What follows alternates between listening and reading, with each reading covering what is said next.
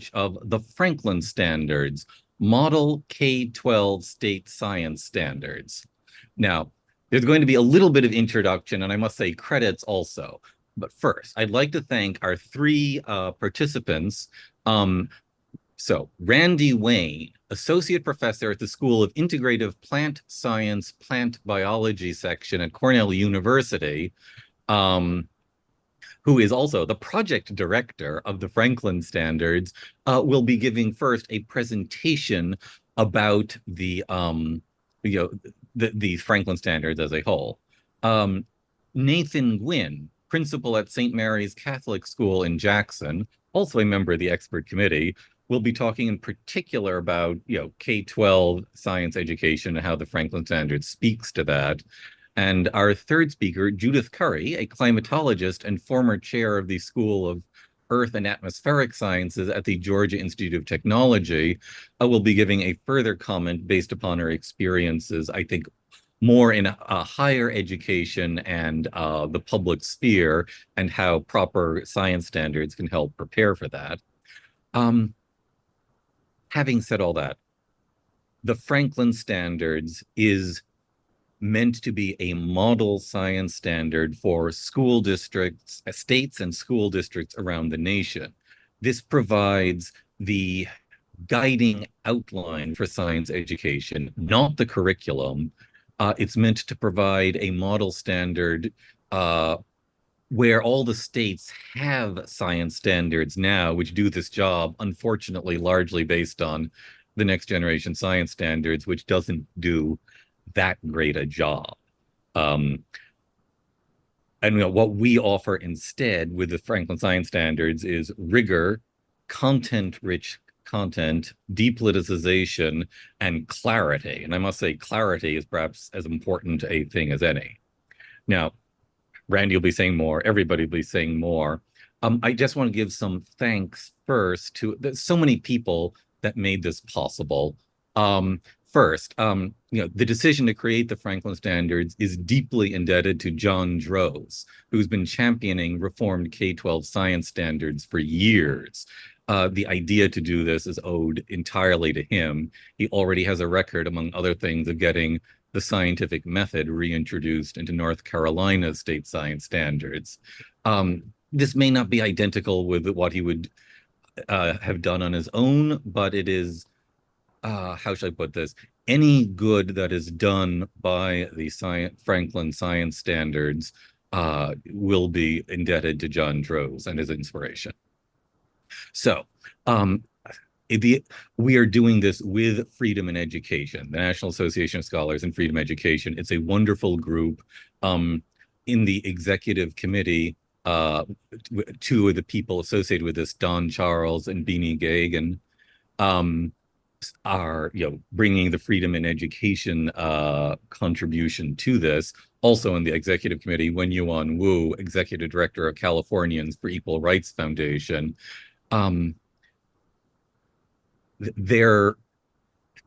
Everything you should be having happen on an executive committee, they have done wonderfully. And we know deeply indebted. Franklin Science Standards couldn't happen without them.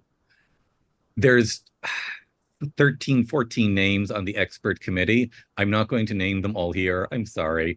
But people should know that this was done by an extraordinary amount of very intensive Zoom committee meetings earlier this year.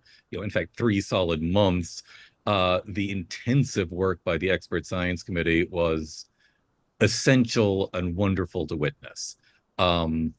We are indebted to an extraordinary amount of collaborative work by our experts, and it's just so wonderful and so grateful. Loads of other people are grateful to, including all of our sponsoring organizations, all of the sponsoring individuals. People have endorsed this. And if you want to endorse, please, we're not finished. This is simply the people we could grab by launch. Anyway, I just want to say we're so grateful to you all, too, and to everyone who cares about reforming K-12 science education and reforming science standards as the essential first step to reforming everything else. Classrooms, licensure, textbooks, every part of the education world. Okay, I've talked far longer than I normally want to. Randy, it would be wonderful if you would, introduce us to the science standards. Thank you, David. The importance of the sciences and the useful arts was established in the U.S. Constitution, and the scientific and technological superiority that resulted from prioritizing science made it possible to provide American students with a science education that is worthy of our great heritage. Unfortunately, science education in the United States is no longer effective in teaching science. By implementing the Franklin Standards, which I think is the most excellent K-12 science standard ever written, Americans can reclaim our scientific and technological heritage as a nation second to none of scientists, engineers, and informed citizens, much like Benjamin Franklin himself. I want to thank Freedom in Education, the National Association of Scholars, David Randall, the project coordinator, the members of the executive committee, Nathan, the executive committee, I'm sorry, Nathan, the expert readers, and the Franklin Standards Coalition, who have worked together meaningfully, joyously, tirelessly, and productively to produce the Franklin Standards. The need for a new state science standard. As a professor at Cornell University, I recognize the need for new state science standards. Over the past decade, it has become clear that my students who receive their K-12 education or science education in the United States are generally unprepared for college-level work. Consequently, a lot of remedial teaching is going on in universities, and in the rigorous science courses, we teach approximately 75% of the content we used to teach.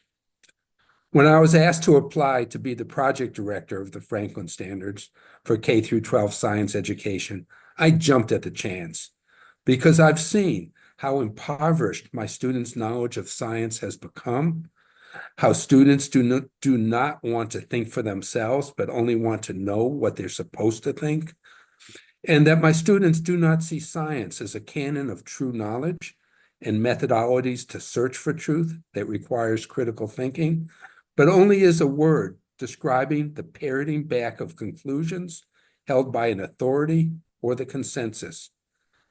This is what they mean when they say, "I believe in science." Here's an excerpt from a student evaluation I received last week. This was a course unlike anything I've ever taken during my time at Cornell, and I'm sad that there are not more like it.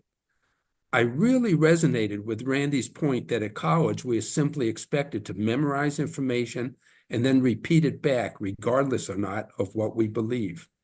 However, in this course, we actually had to think for ourselves, and it was so refreshing. How did we get here? Although there are several components that contributed to this sad situation, much of the recent cause is due to the wide adoption of the next generation science standards. If you ask me, the next generation science standards do not teach students to develop their natural intelligence and critically think in the search for objective truth about the natural world, but to become social activists who substitute social ideology for objective truth. Moreover, natural curiosity, which is the keystone of science, is being squashed and replaced with frustration and apathy. This is because in their K-8 years, which are dedicated to inquiry-based learning, they are asked to make observations and provide hypotheses about what they see without having the rigorous content-rich education to know the facts necessary to make an educated guess. Inquiry-based learning, which can be described as questions without answers, causes the students to become frustrated and indifferent to science. And I know parents who are scientists that hate the fact that their children are turned off to science during the K-8 education. By prioritizing the postmodern ideology of social activism over the search for objective truth, the next generation science standards teach the natural sciences as a social science.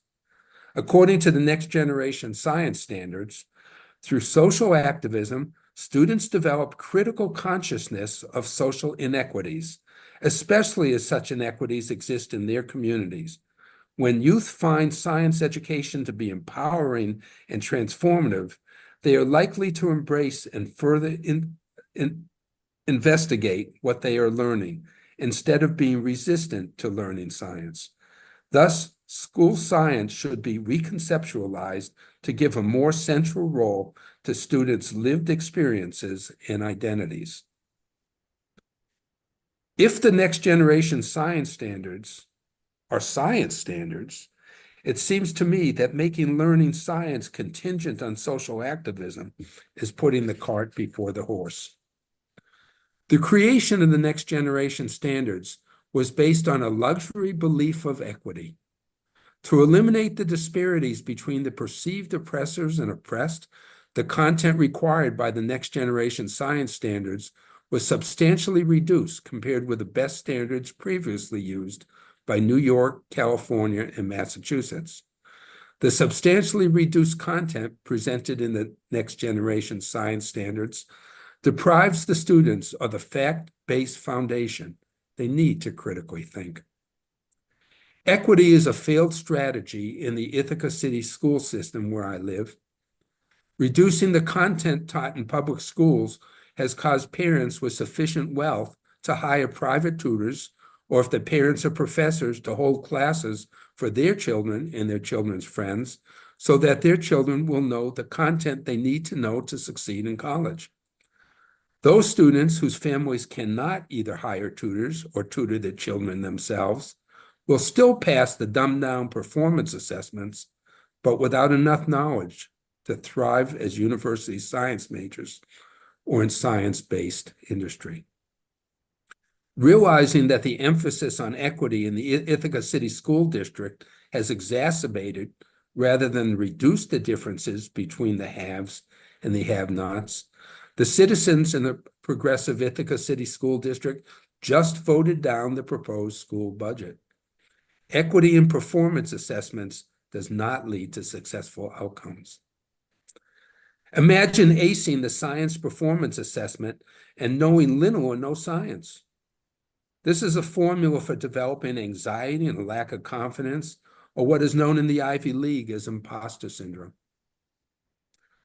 Robert Pondicchio asked in the article in the Free Press last week, how can public schools at once be hotbeds of radicalism and woke indoctrination, yet produce students who are so poorly informed about the radical causes they ostensibly espouse? How can we reverse course? By providing a content-rich foundation necessary for the search for truth, the Franklin Standards develops critical thinkers. Unlike the next generation standards, the Franklin Standards also provide a rich variety of scientific facts and hypotheses related to topics such as evolution and climate change to students in grades 9 through 12, so that they will know how we know what we know about the natural world. They'll be able to follow the evidence wherever it leads, and they will be able to debate civilly with each other. That is, the students will be taught to be intellectuals. Intellect is the ability of the human mind to reach correct conclusions about what is true and what is false about the real world. The word intellect comes from the Latin inter and legere, which means to choose between. If we don't give students two sides to choose between, they will not be able to develop their intellect. We cannot have intellectual diversity in our country without having a diversity of intellectuals, each of whom can discern between fact and fiction and true and false. Without hearing two sides, education becomes the memorization of talking points, passion for truth is killed, and too many students are now apathetic regarding the search for truth. I believe that the Franklin Standards, which are based on teaching students how to use scientific methodologies to search for the true basis of reality in the natural world, prepare students for college-level courses and to become good citizens who will be able to make decisions based on scientific facts and reasoning in an open democratic society. In the Franklin Standards, there are 7 instances where the word truth is used. It is primarily found in the sections on scientific inquiry and the description of scientific habits and character. For example, scientific inquiry is based on the recognition that there is an objective, knowable truth about the natural world. There is a universal truth of a scientific fact for all observers. Students learn the importance of intellectual charity, intellectual humility, and the desire to pursue truth rather than to win an argument. Students learn that self-correcting nature of science requires that scientists have a disinterested commitment to the search for truth. And by the way, in the 504 pages of the Next Generation Science Standards, there are 0, let me repeat, 0 instances of the word truth. The Franklin Standards, based on the search for truth, provides enough grade-appropriate content of physics, chemistry, biology, and earth and space sciences, which builds from year to year so the students can think critically about the natural world, ask questions, make observations, do experiments, and analyze their data with a confidence that they know why they know something. The sustained attention to scientific methodologies in the Franklin Standards teaches students the distinction between theory and fact and encourages them to question in a way that maintains their natural curiosity as they build a rigorous, fact-based foundation of scientific knowledge. And this way of teaching makes science fun. The Franklin Standards emphasizes that science is never settled, but is always subject to testing and revision, and should never be decided by authority or consensus, or what Jay Bhattacharya calls the illusion of consensus. Richard Feynman said in a speech entitled, "What is Science?" "Science is the belief in the ignorance of experts. When someone says science teaches such and such, he is using the word incorrectly. Science doesn't teach anything. Experience teaches it. If they say to you, science has shown such and such, you might ask, how does science show it? How did the scientists find out? How? What? Where?" It should not be science has shown, but this experiment, this effect has shown. The Franklin Standards, which define science in a way that is consistent with Feynman's definition, provide students with a comprehensive and coherent understanding of physics, chemistry, biology, and earth and space science, where they are encouraged to ask how, what, where.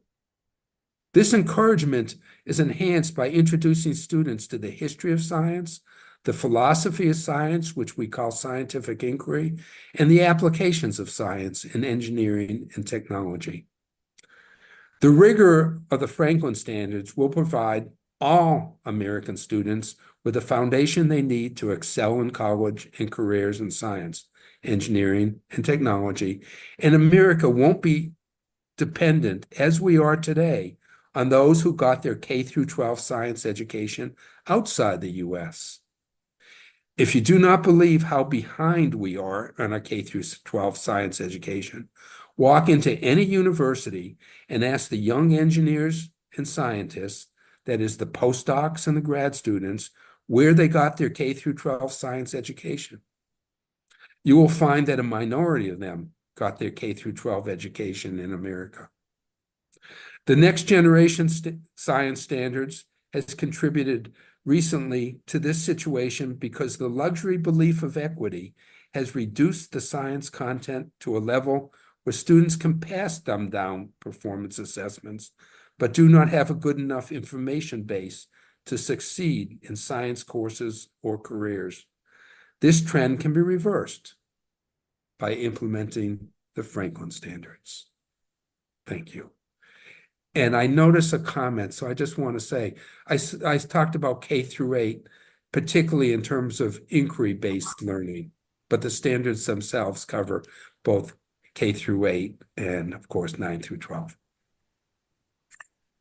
Thank you so much. We're going to go next to Nathan Gwynn. Hey everybody, so my name is Nathan Gwynn. I am currently a principal at a school here in Jackson, Tennessee called St. Mary's Catholic School. A little bit about me, just so you know where I'm coming from. So I've spent my whole career in public education. I was blessed to be raised by a fantastic physics and chemistry high school teacher. I was raised in her classroom, fulfilling or building her labs and being her assistant, basically learning what it looks like to be a teacher. I saw the amazing effect she had on students. I saw her ability to touch kids' hearts, to get their minds formed, to make them curious. And I saw the experiments her kids were doing. I was lucky enough one time to go out I grew up in the panhandle of Texas, and she had our AP physics students building giant trebuchets and understanding how the launch point works and all of the forces and all of the physics behind it. I'm not a physics guy. So I was raised with that kind of curiosity. So when I got out of college, I started a business. I wasn't really happy, and I just felt like everyone around me was complaining about schools. I was in Nashville, Tennessee. And I thought, well, it's one thing to complain. It's another thing to make the decision to go make them better, to actually take the sacrifice to go into the schools and be the light you're supposed to be, to go in and make sure that the students have what I had high level instruction from people who love me and care about me. So that's what I did. I became a biology teacher. I hustled to get my first job. And so I became a STEM teacher for 5th through 8th grade. Quickly realized I needed to go to high school. So I went to high school and taught high school biology. I also had the mindset that I want to be a leader. I want to be a principal. So I thought to myself, I need to have perspective. So I worked at some of the darkest places in America, some of the lowest ranked academic schools in America. And I was blessed to work at some of the highest ranked in the top 0.3% of the country. And what I saw is that kids are broken everywhere. What they need great leaders and they need great instruction. That's what's going to make the difference. And so when I was asked to talk about this, I was asked really to talk about how do the Franklin Standards help K through 12 education? Like, why do we need them? Like, why is this something that K through 12 needs? And I really thought a lot about, well, do we need reform? Are we doing great? Is there any need for us to have better standards? And the answer is flatly yes. You can look at all of the data and all of the comparisons of different countries. The truth is, we're different. The truth is America has decided in our public school system that we will take everybody. And I mean everybody. Trust me, I've definitely seen who walks through those doors as an administrator and a teacher. And it's beautiful. It's why I love public education, is because we don't get to choose who shows up to our classroom, but it is our job to teach them at a high level, to take care of them, to support them, and to lead them. And it's really, really hard. When I get complaints from parents about certain teachers, sometimes I look at them and I said, well, I'll lock you in a classroom for 8 hours with a bunch of middle schoolers, and then you come back and tell me how easy that job is. It's a very difficult job. And in reality, our schools are just mirrors of the society they serve. And I think we can confidently say that right now our society is lost. The idea of truth that Randy brought up is incredibly important question. Is there truth? And the answer is there is. And our science instruction needs to mirror that, needs to represent that for sure. And so my question is, does our current K through 12 system represent and model curiosity in students? Does it help them answer questions?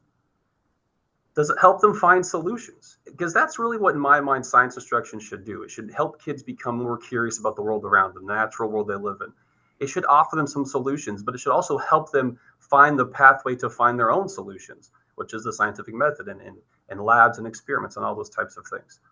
And so in my mind, the Franklin Standards do a couple of things. And the first thing they do is they make it incredibly simple and straightforward and accurate for a teacher to take a standard, to build instruction, and to give that instruction to students. Yeah, in a perfect world, we'd have curriculum already built out from these standards. That's a long, long, arduous process. But the fact is standards are the foundational aspect for all instruction K through 12. If you have really poor, weak, overly complicated standards that people don't understand, here's what happens. They get confused. They go to Google. They search PDF. I can think of pedigree worksheet, and that's what they provide. I was guilty of that myself. Sometimes I wasn't given great standards, and so I had to go out and find my own materials. The reality is I changed as a teacher when I had a mentor who knew how standards work, gave me the standards, taught me how to use the standards, and taught me how to provide high-level instruction. But the key was the standards I had were not NGSS. They were true, rigorous, high quality standards. And that's what Franklin standards are. They're high quality and they're rigorous. And my favorite part of them, frankly, is the curiosity they build in students. The fact that we have our science of history standards, I like to call them science discovery or science inquiry standards, our engineering and technology. And so what we're trying to do is provide the ability for teachers, especially young teachers. That's the key here. Teachers who haven't had a lot of experience, who are very overwhelmed. I've been there. If anybody's taught in K-12, it's very overwhelming when you start. To give them a foundation that can actually help them become the teacher in their mind that they want to be, that they saw themselves becoming. I love this work. I was so blessed to be on the expert committee. Very quickly, I was looking around. I even sent David an email saying, I'm pretty sure I don't belong here. These people are all high-level experts. They know what they're talking about. And I pulled it all into place. And he said, no, absolutely not. We need your voice. We need the K-12 perspective. And I fell in love with the process. I fell in love with the goal of providing every state a better foundation for their science instruction. And that's what we do here. The thing for me is I really feel confident that we can raise the bar with these standards, that these standards provide every district, every school, every charter school, every private school, Catholic, homeschool group, whatever it is, a much better foundation to build their curriculum off of, to build their instruction off of. If you look at an NGSS standard, and if you haven't really seen an NGSS standard, I would recommend to you right now, open a new tab and just type in any state NGSS science standards or just NGSS. And what you're going to look at is a convoluted mess, to be honest with you. I remember when I was a teacher and I first opened it up, I knew what I was talking about, and even I was confused. I kind of felt even dumb looking at the standards, thinking to myself, I know this material, I know this content. Why is this so complicated? And also, why are my students doing engineering processes or projects in biology when they think the sun's alive? So clearly we need more foundational science instruction and not so many time-taking, time-wasting projects that don't really instruct students about the facts of science. And so my biggest thing I want to walk away with from this project and moving forward working with these individuals is that our job here is to raise the bar. Because when we raise the bar, we're raising the bar for all students. The reason I became a teacher, we're for the students that we like to call whatever terms we want to use in low SES neighborhoods or whatever we want to say. Because the truth is, I'll go back to what I said, the beautiful part about the US public system is that we take every student. Every kid has an opportunity to be successful. Every kid has a chance to work hard, to figure things out, to work through the system and improve themselves, to make them better citizens of our country. And that's the goal of the public school system. If you go back to the early writings of our own people, the reason we did it the way we did it is because we wanted to build an intelligent, hardworking citizenry. And so that's what these standards do. They allow our students in areas of our country that we all know are struggling, the opportunity to get high-level instruction they deserve, and to give those teachers, to empower those teachers in the hard areas of our country, the hard schools, the difficult places that I've worked in, to give them a stronger foundation so they can provide a higher level of instruction. Yeah, sure. I mean, your kids who have great opportunities, all the money and time in the world, they can probably get what they need. Randy, alluded to that and talked about how, parents could hire tutors or send their kids to private school, whatever it is. I work in private school. It's not the overall solution all of the time. The solution is the standards. We still use the standards in a private school, just like we use them in public school. And so if we want to truly raise the bar for everybody, the classic,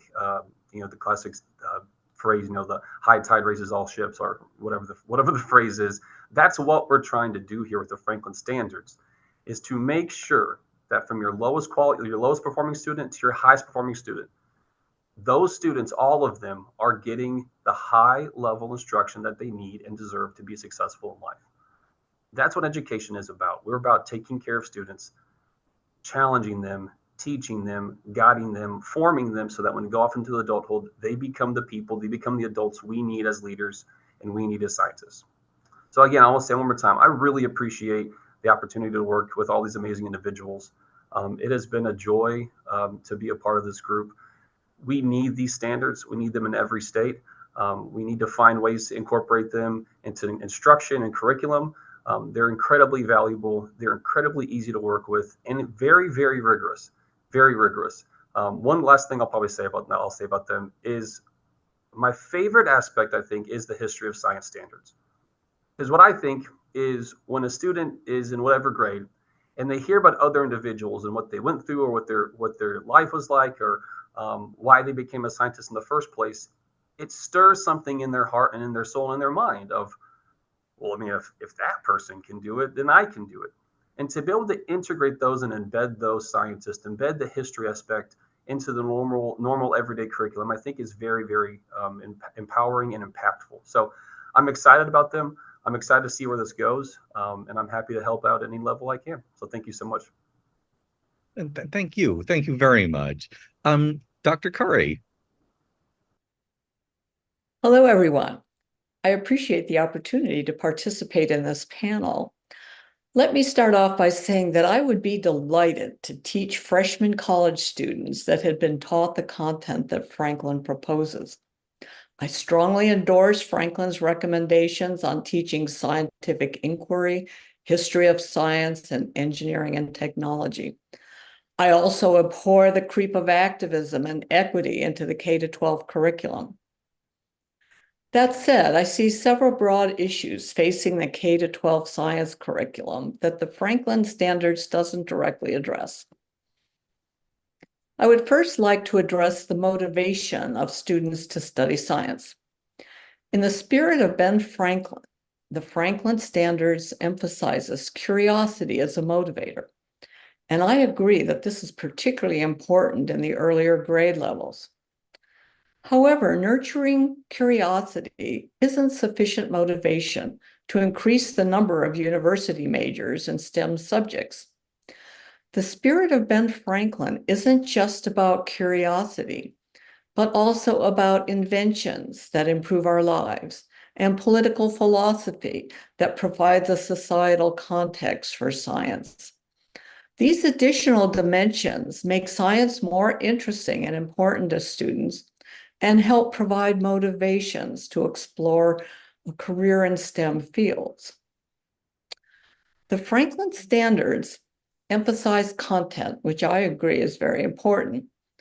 However, the best content won't produce good learning outcomes without effective pedagogy. I've seen that many high school students entering university who've taken AP science courses retain little of the material and show essentially no operational ability to draw on the relevant content. And of course, less motivated students retain even less of the content that they were exposed to. By contrast, some students have an excellent operational grasp of what they were taught in high school science classes. Invariably, these students had teachers that challenged them not just with content, but engaged them in active learning. The neuroscience of active learning shows that the more we can activate students' brains in different ways, the more they learn. I've seen this in my own teaching. I include this topic as a result of discussions with my granddaughter, who just finished 8th grade in an accelerated academic program. She has an innate interest in science, but said her science classes were the most boring. The teacher taught a lot of content, but didn't provide any context for the importance of what they were learning. The labs were pure cookbook with no opportunity for critical thinking. Surprisingly, she thought her math teacher did a better job with less obvious material for engagement. Pedagogy matters, and inquiry-based learning is important, particularly for the strongest science students. The Franklin Standards recognizes that there are dual objectives of science education. The first is that of pre-professional education, addressing the needs of students such as my granddaughter. The second is citizen-focused need to have an understanding of the complex world that they will confront as citizens over their lifespan. I've been asked to comment on the importance of Franklin Standards for the public understanding of science and scientific debate, particularly with reference to climate science.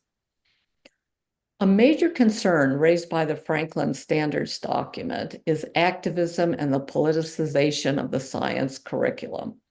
I agree that this is a huge problem. However, apparently strong science content education in the high school curriculum hasn't inoculated many A students from being convinced that humans face extinction from climate change and that they can change their sex. I encountered some of these students in the lawsuit filed by Our Children's Trust against the state of Montana, where a number of very bright Native American high school students were convinced that human-caused climate change was an existential threat to their future. There are several problems here. Even if the schools have a state or district adopted curriculum, that doesn't mean that it's getting taught. Further, children are being taught materials that have no official oversight or approval at the discretion of the individual teacher. The greatest challenge, in my opinion, is that societally relevant issues related to health, the environment, and climate change are deeply complex and fraught with ethical ambiguities. It's naive to think that providing students with fundamental science content will arm them against wrong beliefs when experts disagree on both the problems and their solutions. Engaging students with the societal context for science, both current and historical, not only increases their learning potential and motivation for learning science, but it can also support critical thinking about complex issues facing society. So how is this to be accomplished? We should work to integrate science more broadly across the curriculum, not just mathematics, but also social studies and English and language arts. Among other things, such integration effectively increases the amount of time in the school day that includes science. But more importantly, it promotes critical thinking about complex scientific topics and societal issues. Instead of endless history courses on wars, why not a course on the history of science and discovery? The Franklin curriculum includes material about famous scientists, which can be motivational and instructive. But there's opportunity and need for much more, integrating inquiry and discovery with the history and social context of science. As an example, Isaac Asimov's book, Chronology of Science and Discovery, beautifully describes how science has shaped the world and how it interfaces with technology. Bill Bryson's A Short History of Everything is another good resource, describing the events, conversations, feuds, competitions, and necessities that drove science forward. Such a course would be motivational for strong students that are potential STEM majors, as well as providing interesting and accessible material to students who find the math and science curriculum to be difficult. With suitable examples, such a course could provide societal context for science and discovery and help inoculate against politicized science and enforce consensus. The bottom line is to promote independent thought and critical thinking about pure science, technology, and related societal issues.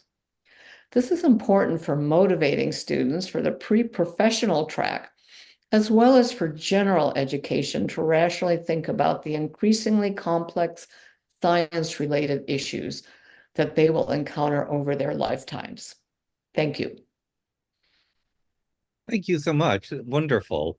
Some of that's a critique. Some of that I'm simply going to anticipate and say, some of what you want, we also want to do. We just, it's just like, and when you were talking about integration with the different subject matters, that's absolutely wonderful. That's brilliant.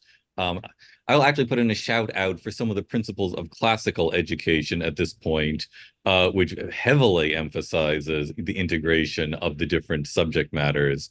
So, I would normally go straight to questions, but Nathan or Randy, did you want to actually respond directly to anything in that last comment by Judith? I'm with you. Specifically, which, oh, Oh, and, But in fact, there's some mild comment, even critique in there. I just if you wanted to respond directly, otherwise I might just go to a question and just start the conversation that way. Conversation. Denise Donahue asks, oh, and by the way, everybody, yeah, please put in your questions, chat and or question and Q&A button at the bottom, and I'll get to them in some order that seems conducive to conversation. Were the standards designed with vertical alignment in mind? It appears that the structure of the written standards are a combination of a framework and standards format, i.e. technology and engineering, history of science, and scientific inquiry are written in standards language. Others are written in a framework format. Responses? yes, and the idea behind vertical alignment is that you want students, it's more of a spiraling concept, especially in K through 12. If you're teaching something to a kindergartner, your hope is that they hold on to that information and then they carry that through. The reality is that doesn't always happen. And so what our goal was to provide high quality, rigorous standards that more built on each other, like kind of classical scaffolding. Vertical alignment along with a spiraling concept, along with scaffolding, are all kind of the same concepts. The problem with K through 12 education, and Dr. Curry did definitely talk about this. There's a lot of problems, right? But one of them is time. One of the huge issues we have as teachers is the time that we're given. One of the dark things about education right now is that there's a lot of schools, K through 5, they don't even teach any science at all because they're double blocking their ELA and they're double blocking their math, and then they might get some social studies. So, creating a more integrated model definitely could work for sure. The reality is yes, they are built vertically. They could be a little tighter maybe on that, but the goal here was to provide rigorous standards that all teachers could do, whether they're a first-year teacher or a 20-year teacher. Okay, and Randy, do you want to talk about that at all? no, thank you. Yeah, I think that's Nathan's the expert on that. And Dr. Curry? I think Nathan really nailed that one. I'm good. I will just add an example of something I think that works well for vertical alignment spiraling. Repeat until it sinks in. Biology. There is, as I recollect this, in the 3rd grade, the history of life on Earth, and you learn about there is a Mesozoic, there is a Jurassic, there are fossil plants. This is then repeated, among other things, in I think that's grade 7, a middle school level treatment of evolution, the theory, which is how you address these facts, theories, I should say, of the history of life.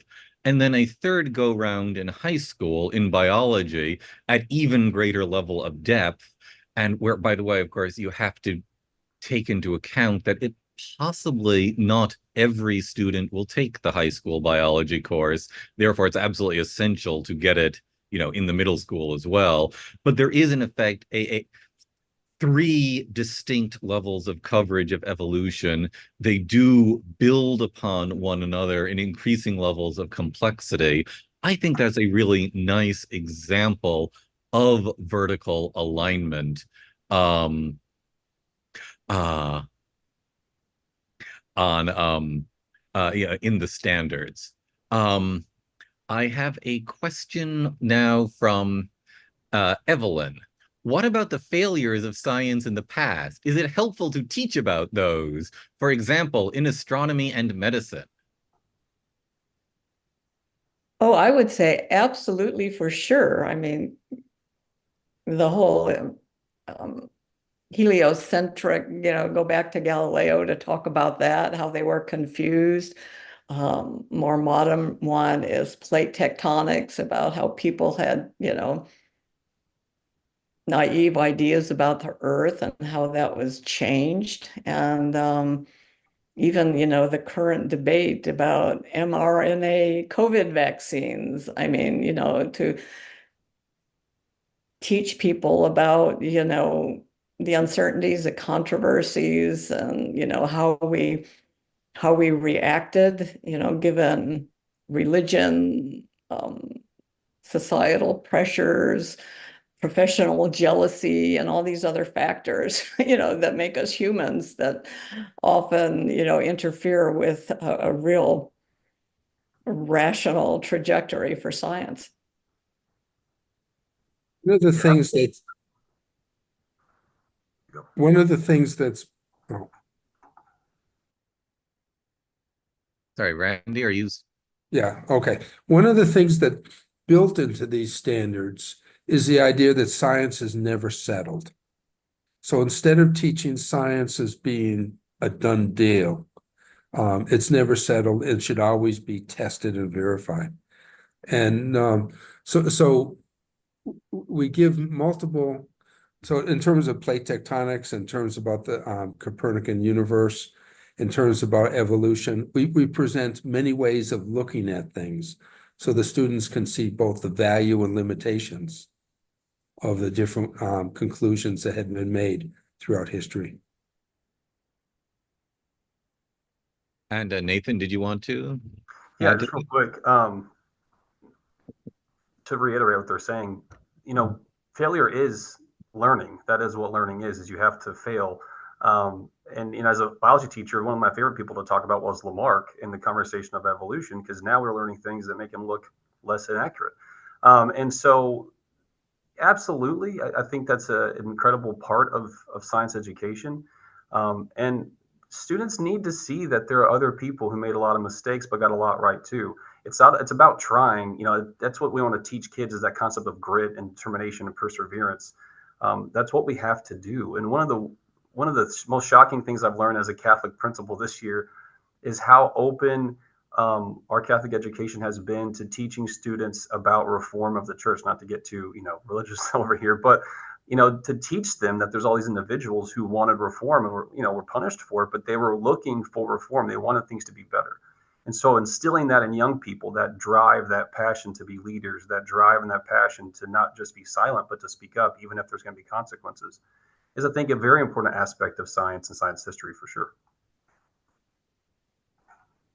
Yeah, and I just want to speak out on it. There's a poem by Rudyard Kipling called Our Fathers of Old, about that everything the doctors got wrong, but yet how wonderful it was that they were trying to get things right. And like just one of the lines where I think is verse 3: wonderful little when all is said, wonderful little our fathers knew. Half their remedies cured you dead. Most of their teaching was quite untrue. And then wonderful stuff going on from that. But that, the spirit, excellent courage our fathers bore. Excellent heart had our fathers of old, none too learned but nobly bold. Into the fight went our fathers of old. And I don't think we explicitly in the Franklin Center standard said you should read this Kipling poem, but I do think something of that spirit is there, that we should have the courage, that scientists should have the courage, to be wrong, as they seek to be right. Um, anyway, so let's see. Having preparation. There's a question from Michelle Erickson. Are education majors receiving the level of training and education necessary to teach science at a rigorous level? Oh, that's a question I want to be answered. Who wants to answer that one first? The answer is no. Yeah, It's I'm sorry, it's no. That's the answer. Um, and so I'm just talking about teachers, okay? I'm just talking about teachers, just education majors, okay? Dr. Curry and Dr. Wayne can talk about everything else, but education majors, the answer is a no. That is why standards are so important, and that's why curriculum is so important. But to have good curriculum, you have to have good standards. And so they're also not teaching classroom management. There's a lot of things they're not learning. And so there's a lot has to come from building level administrators. And like I said, good materials, good standards, great teaching, great coaches. yeah. Well, anybody else want to speak to that, or? And I should say, I mean, education reform is, I must say, another string in the bow for the National Association of Scholars, and very much getting more content subject requirement and fewer, education pedagogy courses before you get into science. Um, I will say, by the way, this is obviously a state by state thing. I have seen, for example, that the requirements in North Carolina, I believe it is, in public universities to become you know, to graduate so that you can become, in effect, a chemistry teacher. They have some really good requirements to becoming a high school chemistry teacher. So people shouldn't think it's necessarily not working everywhere, but it's terribly patchy, and in far too many places, you have people just come in having learned an awful lot of pedagogy and no content, and yeah, they just look desperately at the content standards to try to figure out what they should be teaching. Um, a related question from Loretta Brunning. Teacher education programs are already politicized. How will the Franklin standards deal with that? I have answers, but does anybody else want to speak to that? I'm going to give only a half answer there. That the Franklin Standards offer such a clear roadmap to understanding that the standards are written. We spent a lot of time organizing the standards, which sentence goes first, which one goes second. So it really just builds. And by the time you get through either a school year or subject from K through 12, you feel like you really understand something. And if you feel like you don't understand something, what you don't understand becomes clear to then go learn that. And just hopefully some of those people in teacher colleges will say, this seems right. This really seems like the right way to teach. And I want to learn my subject. On the other hand, the NGSS can give you a migraine. Just trying to remember the acronyms as you go through them. They're horrible. I will give an answer about how do you deal with the teacher education programs, not just by the standards. And I must say, and this also responds to something that Dr. Curry was saying earlier. The Franklin standards aren't meant to be self-executing. They're meant to be a first step. They're supposed to work with increased pedagogy. I must say, I am myself suspicious about how inquiry-based learning is done in practice, but it's not any pedagogy can work with it. And certainly, inquiry-based learning for smart, motivated high school students in particular, that's possibly the population with which that pedagogy would work best. Part of the complement also has to be reform of the teacher education programs. Simply, if you have the standards, it will force them, however reluctantly, to do something better than what they're doing now. That's not enough.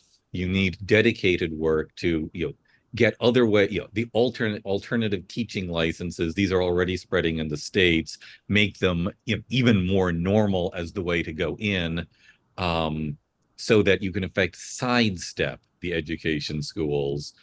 That's, I think, an essential portion of this reform. There must, I think, simply be supporting new teacher education programs, for example, around classical education. The University of Dallas, Flagler College, the School for Civic and Economic Thought and Leadership's MA program at the Arizona State University. There are Hillsdale College's School of Education. There are alternate teacher education programs with different philosophies. Those should be encouraged as much as possible. We're not advertising that in this launch. It's part of the broader campaign. And I guess I just want to say again, this is meant to be, we think, an essential brick in the wall of education reform, but we're under no illusions, as I say, that it's self-executing, that this is the magic wand you wave alone and everything changes.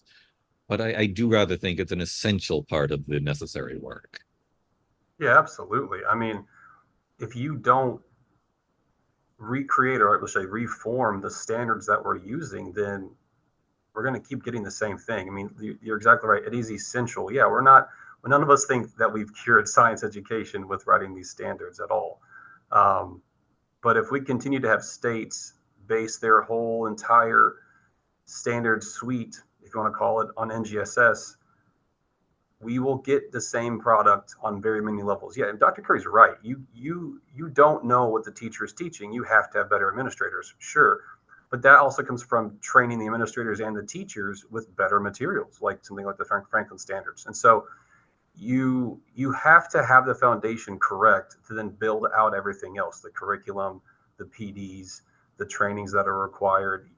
But you have to start with something like the Franklin standards, or like American Birthright, if I will. You have to have better foundations to build off of.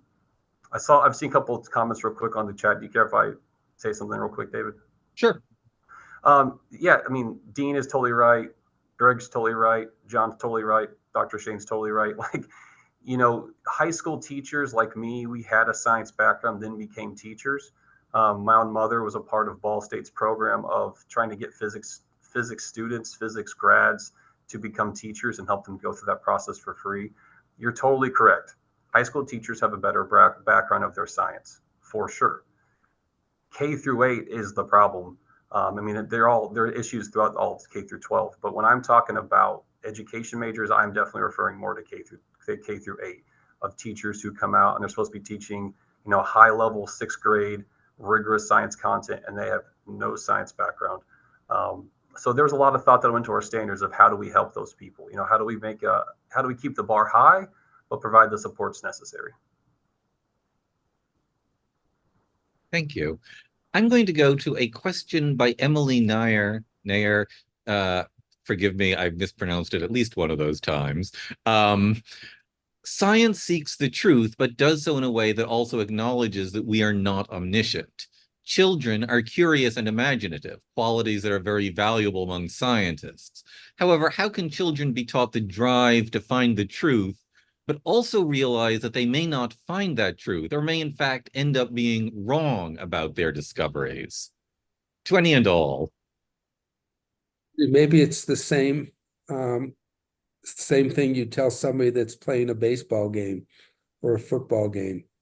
You may not win, but it's really fun trying.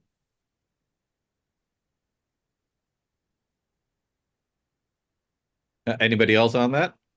Well, I also think the history of science provides a context for seeing examples of that and understanding how those situations evolve. So this is where I think the history of science can really help in that regard. Yeah. I want to just add, for the world of scientific research, people really need to know that negative results matter. Disconfirming results. It is indeed actually wonderful to be taught that it's okay to get a negative result. It's okay actually to have a positive result and have somebody else say, no, it just so happens it ain't so. I think that, in effect, our broader scientific inquiry background, this sense of charity and humility is, I think, the first step for that. That if you start with this spirit of charity and humility, then that, you may end up being wrong about your discoveries, I think is a corollary. I don't think we quite prescribed the, laboratory experiment where people are overjoyed to find out they were wrong the first time round. But I think if you start with that spirit, it means that when you're teaching a class and something like this happens, you teach the kid not, oh, you failed. You teach them that this is part of science. Great. So that's what I'm saying, where I guess the deepest background, if not the pedagogical details. Nathan, Randy, Judith, does that sound roughly right to you? That sounds exactly right. Yeah. Right.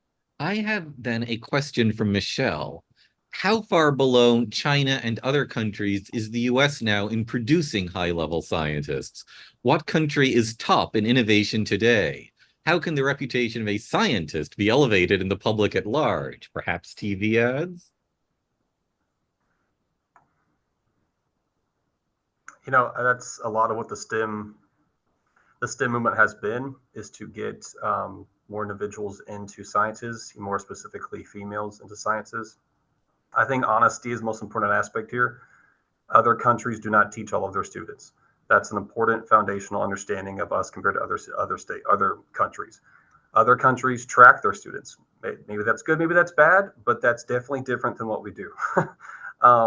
We have a lot of failures. So I would call them structural failures, framework failures in our public education system that lead to this conversation about science or competition between countries. It is not a simple solution by any means. You could talk about least restrictive environment. You could talk about a lot of public education concepts that probably need to change for us to improve our overall system. Or maybe you could say improve our results. But if you take our highest performing students and compare those to other countries, we actually do very, very well. We just don't have the same sheer number of them. So I don't know if that helps or answers your question, but that's my perspective. Anyone else want to speak to this? I would say that one thing that's very important now, particularly after COVID and all the issues that came up because of COVID, is rebuilding trust in science. And the Franklin standards have the roadmap to rebuild trust in science by putting search for truth first. And Dr. Curry, I have something I might say about China in particular, but Dr. Curry, do you want to add to this? Well, there's some things that are unknowable. Some things that we know, some things we don't know, and some things that we can't know. So, having an appreciation for that, and that particularly the boundary between what we know and what we don't know is fluid, and the understanding of, the knowledge frontier, and how we push that forward, and the challenges there and the false starts. So, there's this sort of canon of facts, if you will, but then there's the knowledge frontier. And they need to have an appreciation for that knowledge frontier. This is where things are uncertain. This is where you can be proven wrong. And this is where the greatest challenges and opportunities lie. So I think that distinction might help. I just want to add on China. We may have this footnote in our introduction. I was frankly trying to multitask just now, but I couldn't quite find it. There are products which try to compare the research overall of the different countries. One of them in the last year or so put it that the US was still overall the leader in research, ahead of China out of, say, a dozen separate disciplines. But China was ahead in maybe 4 of them. And those were, I must say, the 4 disciplines with the greatest military applications. And obviously, the rate of rise of China has been extraordinarily high. When you look at these PISA scores, which are the best international means of testing scientific knowledge, albeit China only tested its most prosperous advanced provinces, China was doing very well, in particular with the education of students who were getting the highest scores. So even where the US was doing reasonably overall compared with China, we were at somewhat of a disadvantage in educating kids who I think, they got scores of 5 and 6 on the PISAs. Now, China also has a great deal of research mills doing phony research, irreproducible research, and so on. And in fact, there's such a great incentive on doing lots of research. Lots of the stuff that gets done in China is probably no darn good. And I might say COVID might be an example of also telling us that their scientists were not being terribly good at stuff like lab protocols, perhaps at Wuhan. This was not perhaps the most expert bit of biological research in the history of mankind. Um, I would not, however, trust that everything being done in China is no darn good. Even if there's a large amount of stuff which is padding, there's still, I think, they are, as everybody says, a peer competitor, a peer rival, and at this point, I think unless things change, you have to expect that China will be significantly ahead of the United States in its research capacities. It's most prudent to say in 20 years because nobody comes back to you to check on that. But I'll even say 10 years. It might actually be reasonable to say that. You know, if I'm wrong, come back to me in 2034. But we'll call it 10 to 20 years, and I'm afraid 10 years is reasonable. Um, I hate to say this, but in my classes, the students that got their K through 12 education in China are far and above the best students. yeah. Um, there's a longish question from Michelle, which I am going to simply get to the bottom part of it. What public school districts and private schools exist for the education of our young students? Will a list be prepared for schools, or how can we know how science is taught when teaching a school? And what can we as parents and grandparents do to support the natural curiosity of the young child? And I guess actually the two most important things are how can we find out how well science is being actually taught in a school, and what can, yeah, in families, what can parents and grandparents do? Either in both of those to anybody. Love that my parents took us hiking and we just walked and hiked and looked at plants and learned the plants, and it just that stimulated my curiosity. Yeah, same here. You know, of course, I grew up with a super dork mom, so that helped. Always telling me physics stuff, like watching an action film. Well, that bullet can only go so far in the water, Nathan. And my curiosity was always spurred by being around her. To be really honest with you, my boys, I have 4 kids, all 10 and under. You know, the few things I let them watch on YouTube are things like Mark Rober, engineers. They love to build, they love to experiment. And so I want to give them those opportunities from people who are way better at it than I am. So that's one way we've done it here at home. To answer your question about how do you know if science is being taught well in a school? That is a great question. And that is a question that is a school to school question. And you need to talk to the administrators in the building, talk to the teachers in the building, talk to the parents that also have kids there, and talk to the kids. That is not a easy thing to find out. I would love to tell you that it is, but that is very much district to district, state to state, school to school, very school to school, because you might have 2 schools that are a mile apart and have incredibly different experiences due to the staff that is in that school. So not an easy question, not an easy answer, I would say, but definitely investigate, ask hard questions. I'm a huge advocate for challenging schools. I'm a leader of a school. I want parents to come and challenge me and ask me questions, push me, push our staff. We need to be better. So, don't be afraid of asking the hard questions. I'm going to twist this to another plug for the Franklin Standards. Assessment of schools can be both helpful for finding out if they're performing well, and it can be a tool for straitjacketed conformity and indeed politicization. Once who will assess the assessors? The people who are in charge of assessment can use it in narrow-minded and or politicized ways. So in fact, that's one reason to be a little leery of national assessments in science, even perhaps state ones. The more local it is, the more accountable the assessors are.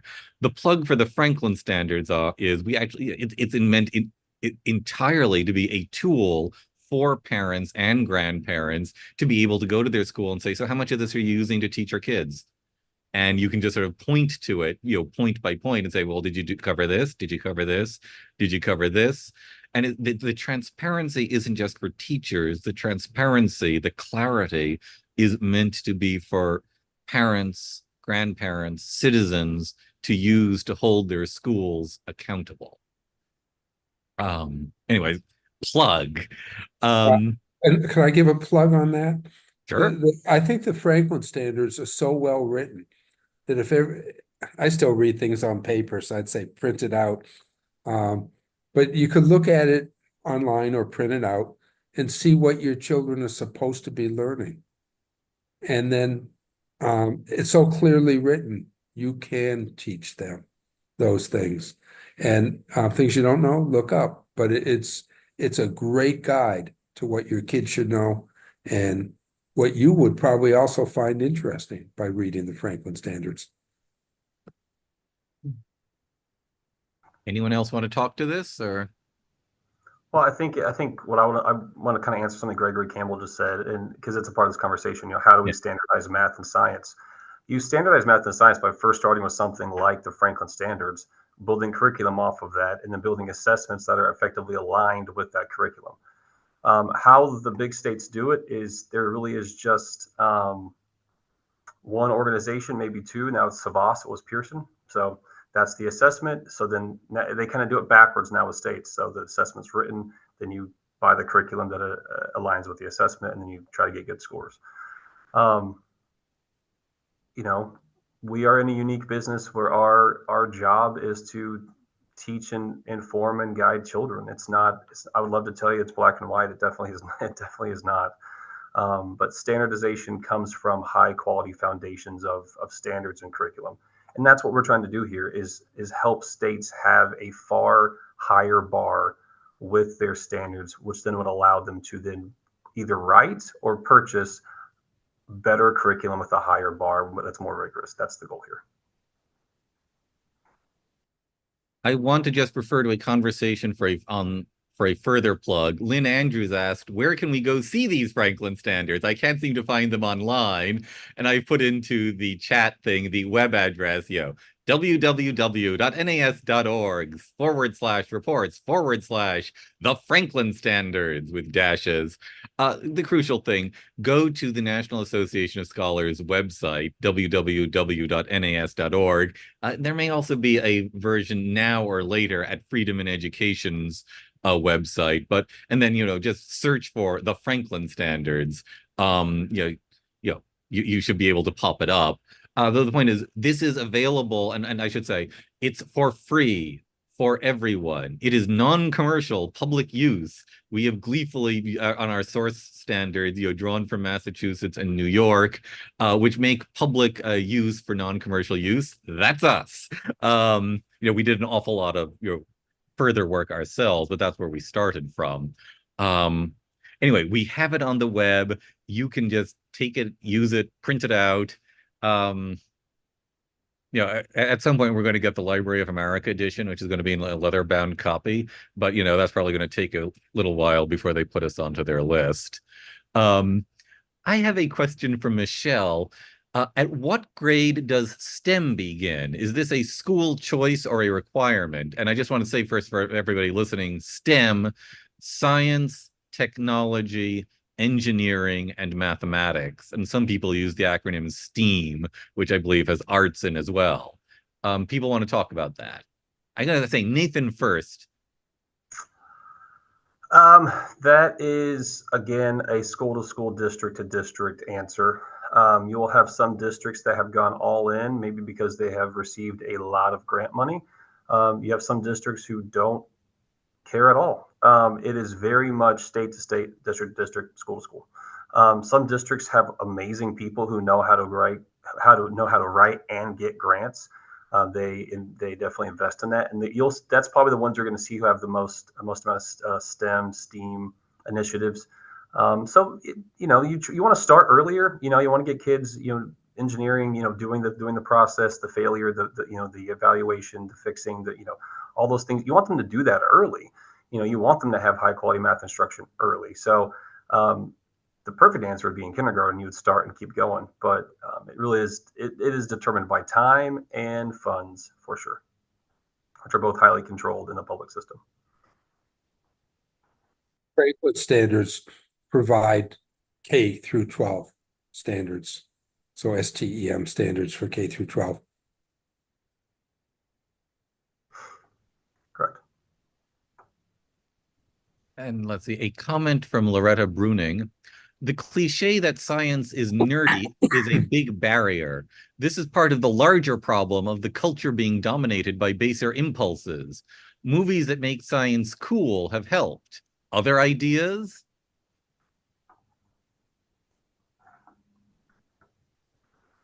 I don't know. Science is cool. I mean, I don't think it's nerdy at all. I don't know. I don't know. I mean, people are trying. That's for sure. People are definitely trying. Actually, at the moment, I think watching Jay Bhattacharya and how he's presenting his science and what he's had to go through in order to get his science out is one of the most inspirational scientific things I've seen. And it deals with a Supreme Court case that's being decided right now. It would make a great movie. I am going to, sorry, Dr. Curry, do you want to speak to this before I babble something? Well, yeah, I don't think, I think anything related to information technology and artificial intelligence, I mean, that is beyond cool. And, fancy technology, Elon Musk style stuff. I mean, that's extremely cool also. So I don't think that the science nerd factor is much of a big deal. I mean, it sort of was when I was growing up, but right now, I mean, there's such a dominant and such rapid technological development that I don't think anybody who wants to take that path would be regarded as a nerdy. People are going to say, oh, okay, well, at our, 10-year high school reunion, guess who's going to be the millionaire? It's more the, impression that people have of the science and technology types in high school. Yeah, I'm going to go with the Elon Musk factor as perhaps being the most cool possibilities because we're about to get to what the science fiction stories of my youth predicted we should have gotten to 2 generations ago, namely a billionaire-led, surge into space and, miners going to asteroids to mine gold and bring it back to Earth to go down on the space elevator. I mean, it's going to happen. And thank you, Elon, for making that happen in our lifetimes. I do think that's going to be the most sheer wow idea. I will just mention, just for like cultural trends, there are movements like, in fact, anti-humanist and, transhumanist are both, I must say, in some ways disturbing. And this actually, it does speak to science education. The anti-humanist things, in effect, science and all of our works are terrible. They're destroying the environment. The best thing mankind can do is commit suicide, basically. That's growing. But then there's the other one. We should all become, cyborgs, linked in with the AI. We should become transhumanist and, surpass our drab little human bodies. And that, I think, is actually, more dangerous because the temptation there is not to say that mankind is horrible, but just you'll have so much more fun in your brand new electronic brain. Well, when we think about philosophy of science, too often we think about epistemology and scientific method and things like that. But there's also a big ethical component here that really gets ignored. I mean, I don't think students get any kind of training in any kind of ethics in high school that I'm aware of. I guess you pick it up in your church, your family, whatever. But these big, issues like, two worldviews. One regards, humans as a blight on the planet, and the other one regards, humans as being, the sole purpose for the planet. And these are two vastly different worldviews, and they have very different ethical connotations. And, we ignore all this pretty much all the way on up the line. It just comes out in political polarization. There aren't too many people who are thinking deeply about this, let alone having students be exposed to the deep thinking on these issues. This is, but not just K-12, but also university level teaching. So this is, I think, a huge issue, this whole, what I would say, ethical underpinning of various worldviews. That's, we just leave it to the propagandists to, dish out a bunch of stuff that we have to, pick a side and not think too hard about it. And that's not a good place to be.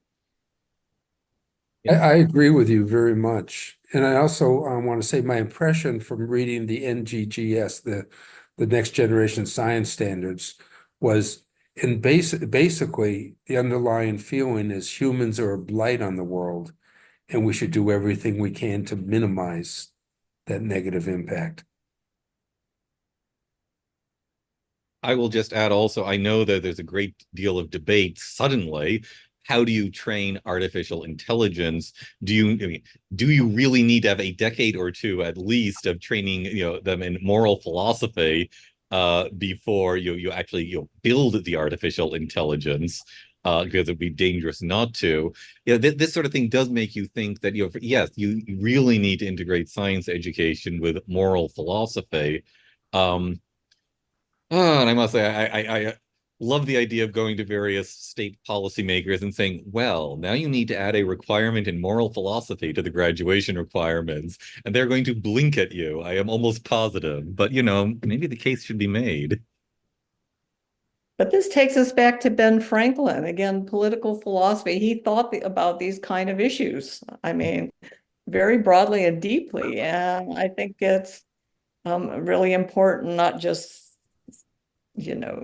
for society, but it provides a background for science and technology in important ways. How we get that across, in a K-12 curriculum, I have no idea, but it's a huge issue out there.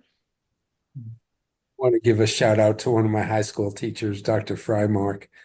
She said that at the time, the space program was huge. And she said, everybody's talking about outer space. In this class, we're going to talk about inner space.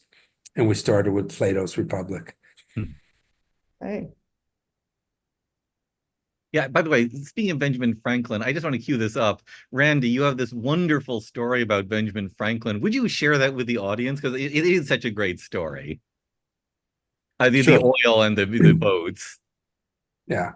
So I use this story for my class to teach them how big molecules are. So Ben Franklin was going to England by ship, and he noticed that two of the wakes of two of the 96 ships in the fleet weren't rippled, but they were nice and smooth, where the wind had rippled the others. And he asked the captain, why are those two wakes smooth? And the captain said, probably the cook just threw out the greasy water, thinking everybody would just understand that and know that. And Franklin thought back on the knowledge of the ancients, that Pliny had said something about oil stilling the waves. And he thought back of the knowledge of fishermen who knew that they could put some oil on the water to see the fish better. Or some oily fish would actually produce the oil themselves and still the water above them, so the fishermen knew where to fish. And so Franklin decided, I'm going to test this hypothesis. And he got a teaspoonful of oil, and he put it on a lake in England, and the oil spread. He could see the colors. And then pretty soon it got so thin he couldn't see the colors, but he knew the oil was there because it stilled the waves. And it stilled the waves for about a half an acre. So a teaspoon of oil spread over half an acre stilled the waves. And he never made the measurement, but you could make the measurement and say, okay, that means that the oil, if it's in a monolayer, the molecules are about 1 nanometer thick or 1 nanometer long. He also put the oil on marble and saw that it didn't spread.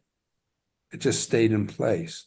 So he realized there's an interaction between the oil and the marble, but not between the oil and the water. The water and the oil repelled each other. Not only that, but the oil molecules repelled each other. That's why they move so fast and spread out so much. In fact, he put little flies or little pieces of paper in the shape of flies on the oil to see them spin, that the oil moved out so much. So he actually got to know an awful lot about the molecular properties of oil and water, things that we didn't even know they were molecules at the time. He liked doing experiments so much, he always kept a little oil in the top compartment of his bamboo cane. So whenever he had a chance, he would repeat the experiment and show people what happened. Thank you. I'm sorry. I like that story so much. I have listened to it a number of times and I wanted to hear it again. So thank you so much for sharing Sure. it with people. And how should I put this? Everybody knows about the kite and the lightning. They don't, not everybody knows about the oil on the waters. And I must say it's a brilliant, great story about Franklin. And it does really encapsulate what we want from the Franklin standards, that sort of acting as a scientist, that the character of a scientist in that. We're at a point where I'm going to ask for some final comments from people. Yeah, 30 seconds, 60 seconds each, and then I'll wrap up. I'm going to do this in reverse order, if I may. Dr. Curry, may I, just a last 30 or 60 seconds of stuff you wanted to say?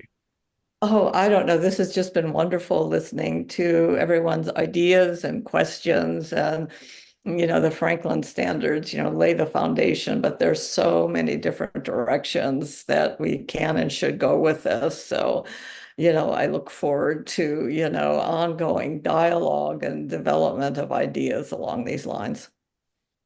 Thank you. Thank you so much. Nathan. Same. I feel so blessed and thankful to be a part of this. All of you individuals are amazing. Your perspectives are fantastic, and I love hearing them for sure. I feel like a lot of times I get stuck in my little bubble. I know a lot of us do. So as an educator, I came into this industry. Trust me, there's been plenty of times where I've thought and prayed, do I leave? I have 4 kids. What do I do here? And I'm committed to making sure what we provide the children of our country is much better, and our teachers too. I'm a huge focus and advocate for teachers. So this is a huge step. We want to all keep working on this. I want to keep working on this, and I'm confident. I'm very confident that in time we will get the direction. We will get everything moving in the right direction. And yeah, just build the house, build the foundation first, and go one brick at a time. So, Thank you, Randy.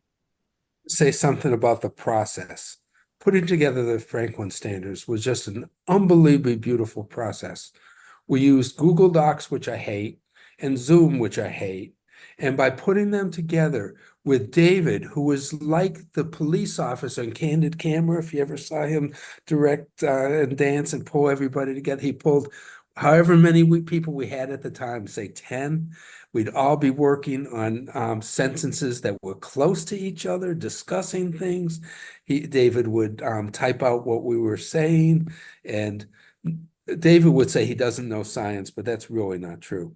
But he truly knows how to write in logic, and he understands grammar and logic.